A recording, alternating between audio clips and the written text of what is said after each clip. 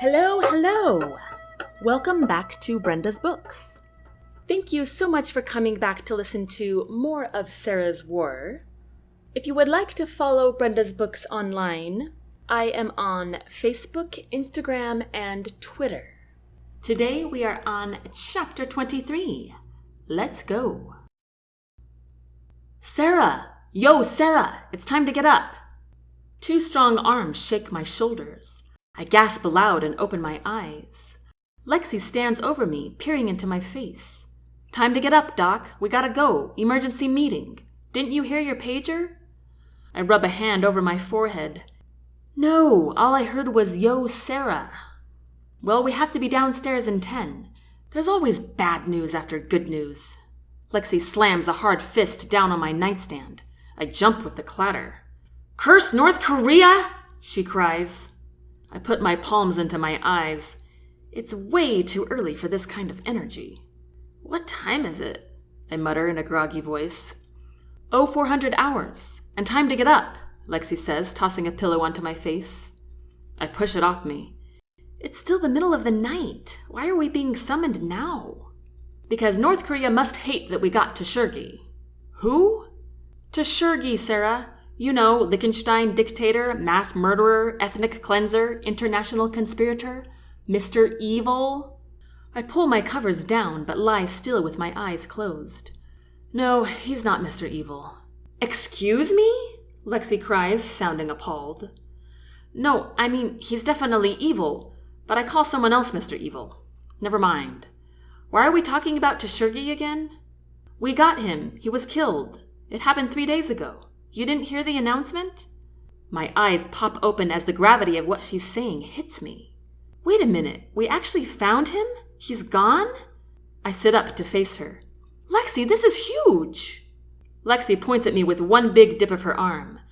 Ladies and gentlemen, Sara's awake.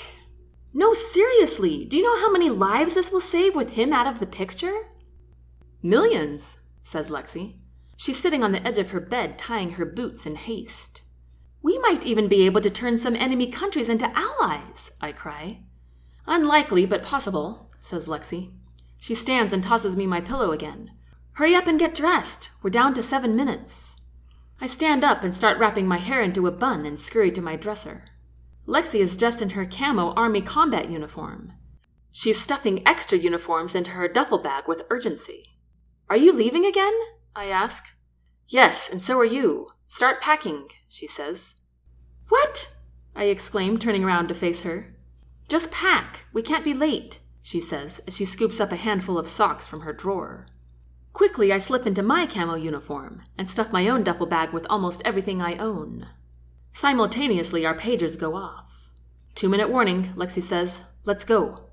We both grab our bags and coats and dart out the room. Lexi locks the door behind us with impressive speed. We race down the stairs side by side.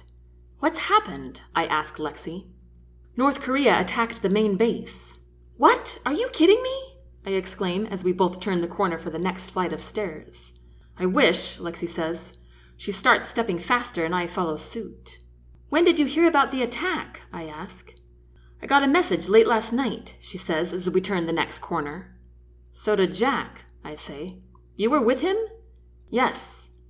You better spill that story later, says Lexi. We reach the main floor and sprint down the corridor to the meeting hall. Lexi halts at the double doors and I nearly plow into her. Since we're 20 seconds early, she says, catching her breath, let's stroll in. Right, a classy entrance, I say with a grin. She nods and we both stroll into the meeting hall.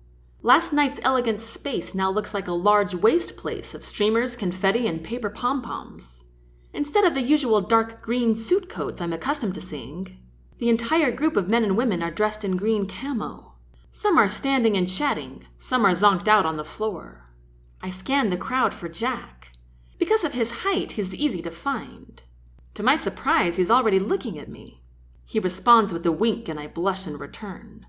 Jack fights back a smile.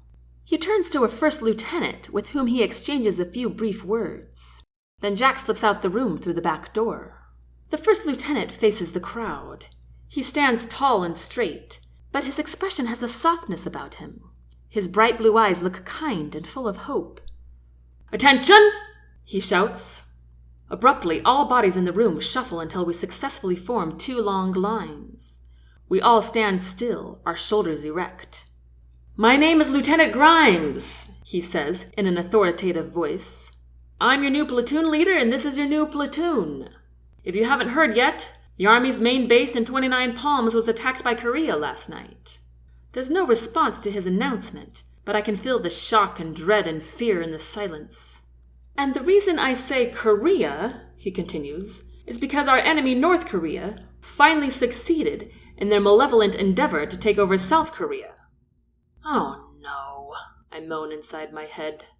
"Now obviously this puts us in a tough position," says Grimes as he walks down between the 2 lines. "South Korea's technology has been a tremendous asset to us, and now we have no means of contacting them. Military intelligence believes the enemy might strike Bridgetown next. Currently, Bridgetown has a very weak force protecting that area, which is why we have been asked to assist them. Many platoons will be joining other companies in Bridgetown, where we will fight as one large battalion. As you may know, Captain Barnett will be the head of our company, and once we reach Bridgetown, the entire battalion will be under the direction of Lieutenant Colonel Haskins. There has been an order from the General of the Army to shoot any aircrafts within 20 miles of the perimeter of all bases. We no longer can have passenger flights of any kind coming or going. He wants our aircrafts to be on the defensive at all times, until he says differently. If you haven't spoken directly to me about your individual assignments yet, see that you do that." He looks directly at Lexi and me. I put on my best stoic face. "The buses will leave promptly in 2 hours. Have all your necessities loaded before then. You're dismissed." All people in the room relax and disperse in various directions. I walk briskly up to the lieutenant, just behind Lexi. "Good morning, Chief Warrant Officer," he says to her. "You will be the head of aviation once we reach Bridgetown." He then hands Lexi some papers.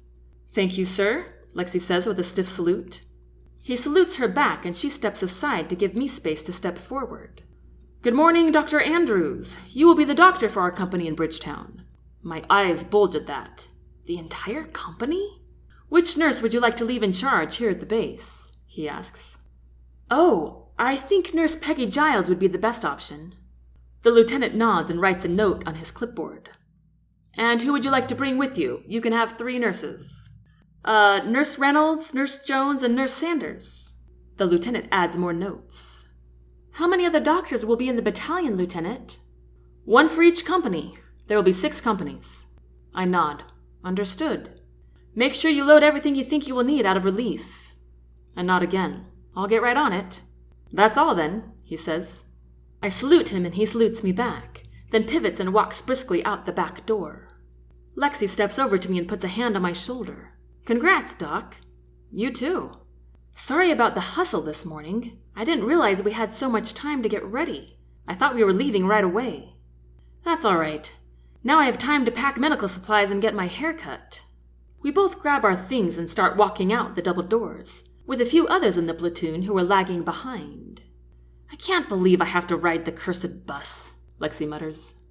"It is going to be a long ride to Bridgetown," I say. Then I spot Jack standing just outside the door. Every single person salutes him on their way out with a short, "Colonel." He salutes each one back. My heart speeds up as I pass him with a salute of my own. Once we're a few paces down the hall, Lexi says in a teasing voice, "Did you guys have a good time last night?" Before I can answer, I hear Jack calling to me. "Dr. Andrews!" I stop and turn to face him. "Yes, sir?" "I'd like to speak with you, please." Lexi grins beside me. "I'll take your stuff." "Thanks," I say as I hand her my bag and coat. "See you later, Doc." "Bye, Lexi." I walk toward Jack, the opposite way of the oncoming soldiers. Their eyes dart in my direction. "Remember Army rules, Sara. He's your commanding officer right now." I stop a few paces ahead of him and salute. He salutes me back, then motions for me to follow him into the meeting hall. We're the only ones in the large room now. I stop a few feet away from him again. "Scary news we just received. Are you doing all right?" Jack says to me. I'm puzzled by his change to informality. "Yes, sir." He sighs. "It's just Jack now." I sigh in relief and Jack steps closer to me. "You're really okay?" he asks. Yes, I really am. You must have had a long night, though. Jack half smiles. That's for sure. He rubs his hands from my shoulders down my arms. I need to ask you something. Shoot. Are you all right with how things went last night? I mean, with us. Well, I wish it would have lasted a little longer, I confess. Jack smiles. I'm sorry I had to cut it short. No need to be sorry, I understand. But you're happy that... He pauses. That you kissed me? Yes, I say. Jack lets out a shallow sigh. Good, because I've been dying to do it again. He lifts a hand to my face and presses his lips against mine. I kiss him back for a short, sweet moment. Ahem, says a voice from the doorway. We both turn our heads to see Lieutenant Grimes. He lifts his head and puts his hands behind his back. My apologies, sir.